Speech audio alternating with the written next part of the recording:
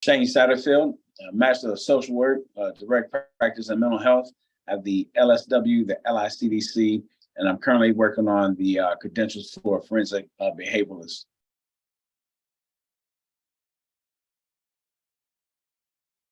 Providing affordable counseling services to inner city populations, which makes up my background. You know, where I come from. You know, I come from back in the 70s, a drug infested, crime type, criminal type community, gang activity, and when you see their generations coming from those populations back in the early 70s, try to get them to avoid the same experiences that myself and some of my neighborhood friends, had to endure.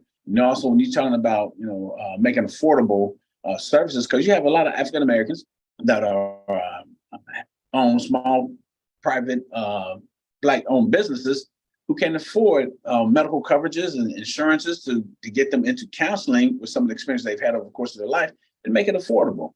To prevent others from traveling down the roads I've had by trying to hide their mental health, because in the African American community, among Black men, it is not favorable for us to mention that we have mental health concerns and mental health issues, mental health experiences, and to eliminate that bias, that stigma, that you're not a king if you're getting mental services and treatment for your mental health conditions. To make it acceptable, for you to have mental health and you're receiving those types of services and not be viewed as being weak.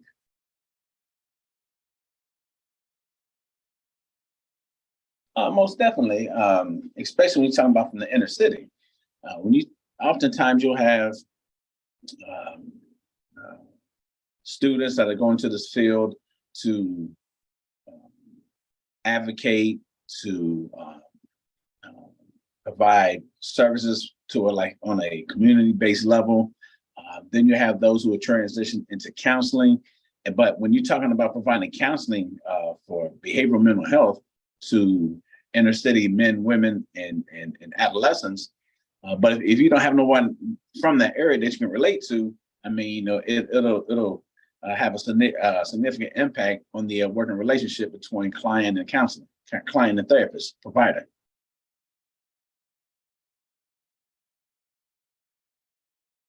A younger self,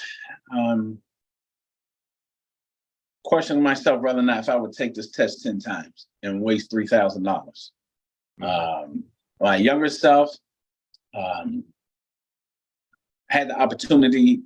They have a dual program at the University of Cincinnati, 2 years in grad school for your Master of Social Work, and then 3 years in law school. It's a 5-year track program that you'd obtain your Juris Doctorate. And I questioned myself why I didn't, I think I would have a better opportunity to pass the bar exam, because there's writing required.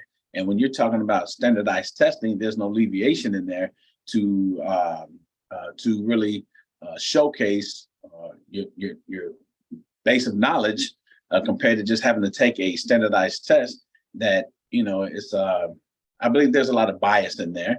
When you also take a look at that, out of the 4 answers, when they had the multiple choice, of course, 2 are going to be distractors. But then you have the other 2 answers that's close to one another, and they take a look at which question gets selected the most in order for them to come up with the right answer. If that's not biased, then tell me what is. But a younger self, I probably would have